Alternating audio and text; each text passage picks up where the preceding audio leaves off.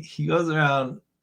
His first tweet here is the season has come to an end, so it's doing some talking. Obviously, this year didn't go the way we wanted. And for those of you who don't know, Alaric Jackson is one of the offensive linemen for the Rams. I'd say he played pretty well this year.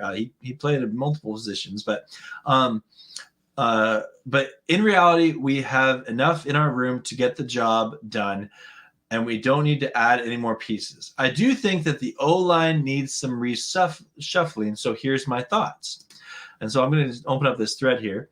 And, I already like that, yeah. So he says, first scenario, left to right, Joseph Noteboom, Jackson himself, Allen at center, Ingram at guard, Haven Stance on the right. And then backups, Coleman Shelton, Ty Ineseki, Chandler Brewer, Matt Shrinka, or I always mess up his name, Shrika. Nope, messed it up again. Shrikra. Yeah, anyway. With Ibushi backup and Alir, AJ Akiri and Max Percher in the hunt. This gives us flexibility at tackle, guard, and center. Scenario 2, left to right, is Jackson, Ingram, Allen, Shelton, Haven Stance, and then it says backups, Noteboom, Chandler Brewer. And anyway, it goes on to list his backups here. And then overall, we have the pieces we need, but we need to make the room compete. And there's also needs to restructuring of deals. This isn't a shot at anyone. I love each individual in that room like a brother, but I strive for greatness. I want to get back to being on top as well as valuing each individual properly. Thanks for listening to my off-season thoughts. All questions, comments, and concerns are welcome.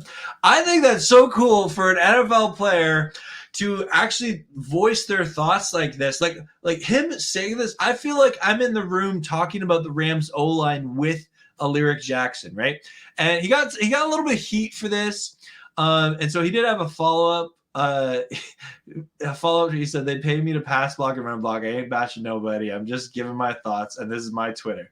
Well, we're gonna like that too, Alaric Jackson. And then I guess he was getting some heat, and he said, my tweets were not named or not aimed at anybody's personal character or them as a person.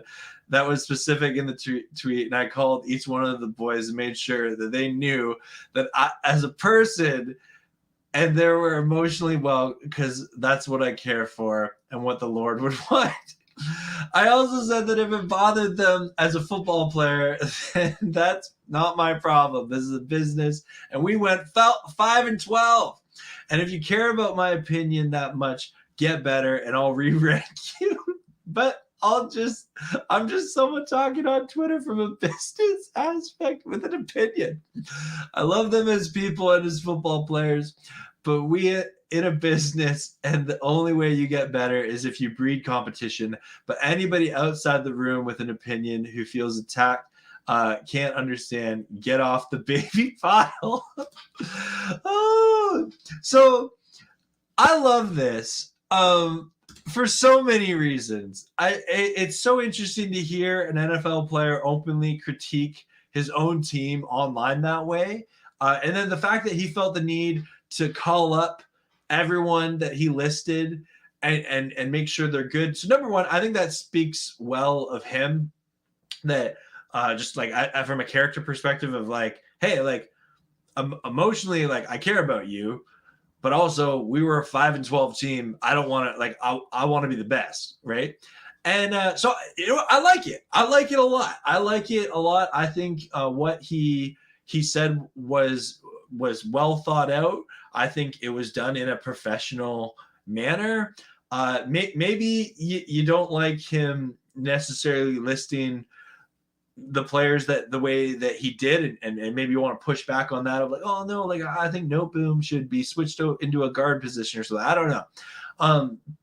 So there's room for criticism in that regards, but I think it was pretty cool. And again, I felt like I was in the room like talking about the Rams O-line with some of my buddies, and it was cool to kind of be brought into that. And so Alaric Jackson, thank you for sharing your thoughts. I'm really curious to see how it happens.